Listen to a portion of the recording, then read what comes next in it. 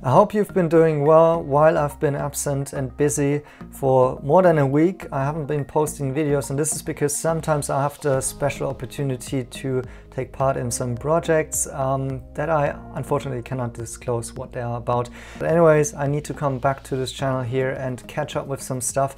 And so first of all, let's talk about some short-term and long-term expectations towards NIO's numbers in terms of deliveries. And comment about two articles here put out by our friend from electricvehicle.com, Afonso.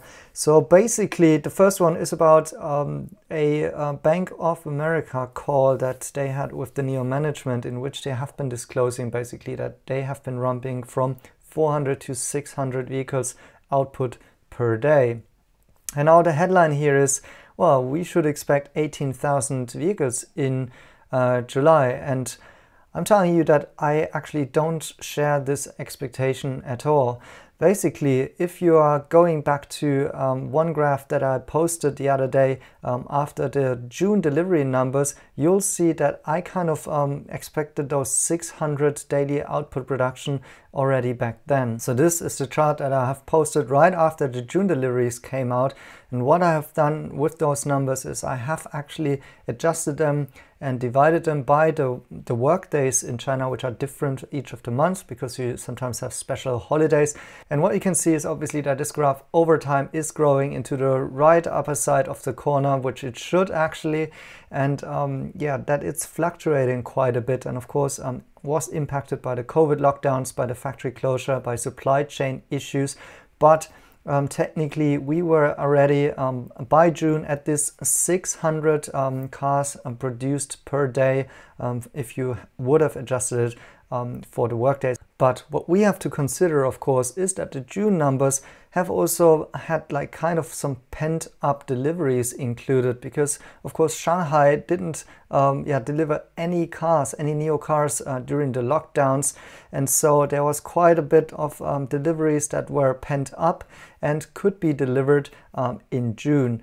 And so the June numbers were possibly higher because of that factor and do not reflect, like the real production rate. But now that management has confirmed that they are now arriving at this 600 production number, I think that indicates that for July we should actually see a very similar number to June. It could be a little bit higher because of course the scaling and ramping will continue. However, I do assume actually that this daily number is also an adjusted number because of course they're not working and delivery every single day. There are of course weekends and public holidays on each of the months, and so I would rather have set my expectations more towards a similar number like June.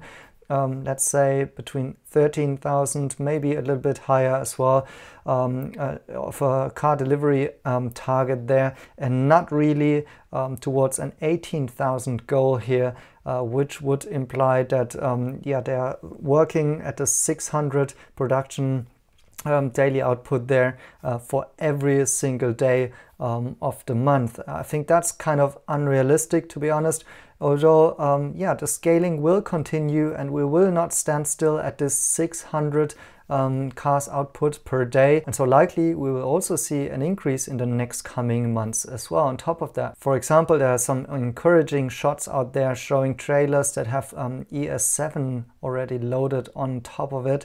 And so maybe we will see also this ramp kicking in quite quickly, and as well see a surprise there similar to what we have seen with the ET7 last month, which was actually a much higher delivery number than anticipated so far. But let's zoom out and see in the long run. For this year I kind of sacked my goal that we will arrive at this 100% year-over-year growth target, which would imply around 190,000 vehicles. Although we had some management calls for with Credit Suisse and NIO in the past, in which the CFO actually implied that they might be able to do that. But then COVID lockdowns came in And so I think it's just not realistic. NIO just doesn't have this, kind of tradition, legacy, and history of scaling outstandingly.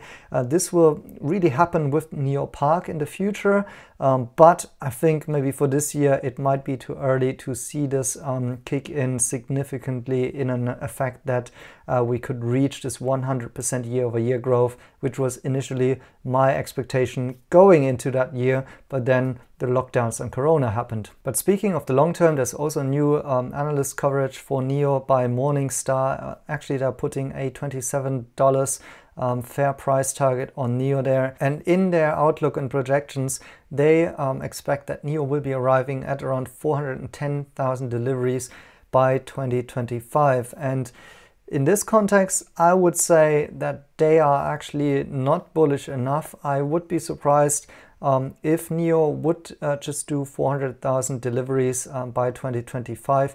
I think if we're looking in the Hefei agreement and some other projections, that number might be well north of it. I'm personally expecting that number to be actually double than that or more. And I think NIO not only will have more capacity with NIO Park and the current factory, but also newer models like the ET5, what else will be coming like in a smaller, cheaper segment as well.